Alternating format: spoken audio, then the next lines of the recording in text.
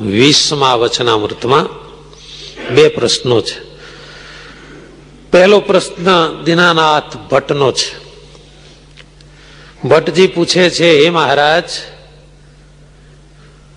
એક વાત સમજાતી નથી. કાળ એ તો ભગવાનની શક્તિ છે.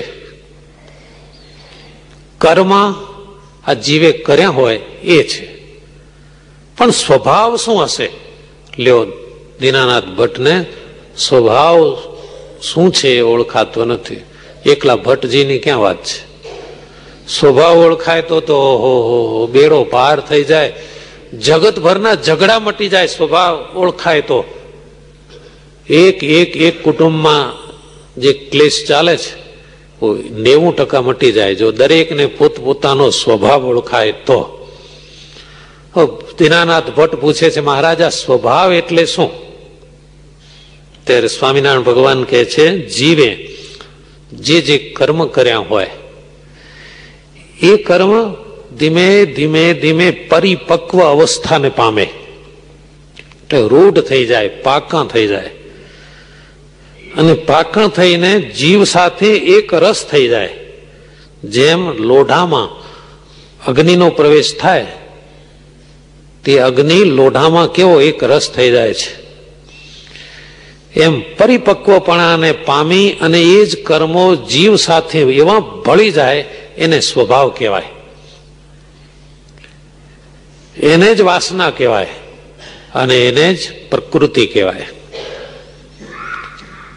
એવી રૂઢ થઈ જાય પ્રકૃતિ.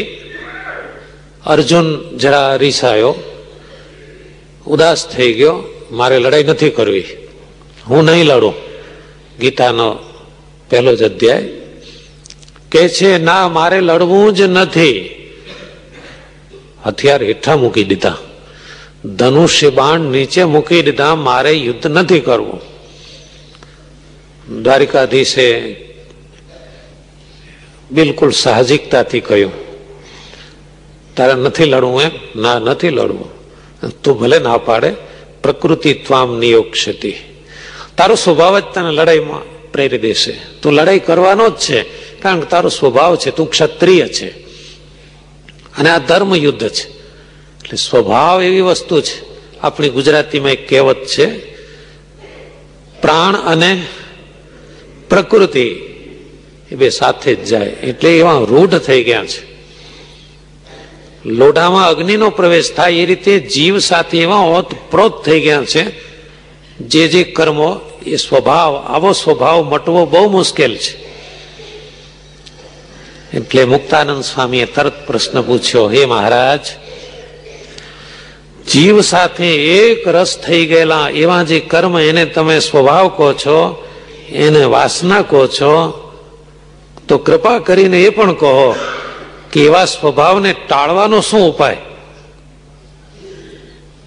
પછી શ્રીજી મહારાજ કહે છે, વચનામૃતમાં આથી પહેલા ઘણા વાર મહારાજે સ્વભાવ ટાળવાની વાત કહી જ છે.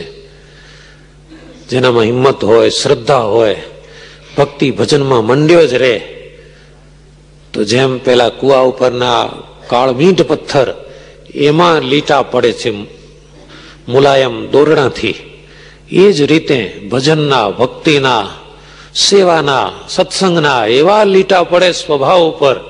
ધીમે ધીમે ધીમે ધીમે સ્વભાવ કપાતો જાય છે, ઘસાતો જાય. અહીં આગળ સ્વામી પૂછે છે, મહારાજ, સ્વભાવ ટાળવાનો શું ઉપાય? એટલે શ્રીજી મહારાજ કહે છે કે આત્મનિષ્ઠાએ સહિત ભગવાનની ભક્તિ કરવી એ જ સ્વભાવ ટાળવાનો ઉપાય લાગે છે. બીજો કોઈ ઉપાય નથી. ભજન કર્યા જ કરો, ભક્તિ કર્યા જ કરો. કોઈ ભાઈને પેટમાં ચૂંક આવતી હોય, 2 દિવસ દવા ખાય, પાછો જાય, સાહેબ મટતું તો નથી, ચાલુ રાખો દવા. એક જ વાત કરે કે દવા ચાલુ રાખો. સ્વામિનારાયણ ભગવાન કહે છે, સ્વભાવ સામે જોઈને નહીં બેસી રહેવાનું, સત્સંગ, સેવા, ભજન, ભક્તિ ચાલુ જ રાખો. આત્મનિષ્ઠ ભાવથી ભગવાનમાં સતત ભજનમાં મન જોડી દે અને ભગવાનની ભક્તિ કર્યા જ કરે એ વાસના ટાળ્યાનો ઉપાય છે. જો આત્મનિષ્ઠા ન હોય, એકલી ભક્તિ કરતો હોય તો ક્યાંય દેશકાળ બદલાય તો કદાચ જેમ ભગવાનમાં હેત છે એમ બીજે થઈ જાય. માટે આત્મનિષ્ઠા બહુ જરૂરી છે. આત્મનિષ્ઠા વાળો ભગવાનમાં જોડાય એટલે ગમે એવા ભૂંડા દેશકાળ આવે, ક્યાંક થોડોક ક્ષોભ થઈ જાય પણ તરત જ પાછો ભક્તિ ભજનમાં જોડાઈ જાય. શ્રીજી મહારાજે વાસના ટાળવાનું એક જ સાધન છે, આત્મનિષ્ઠા સહિત ભગવાનની ભક્તિ કરવી. એ સ્વામિનારાયણ ભગવાન.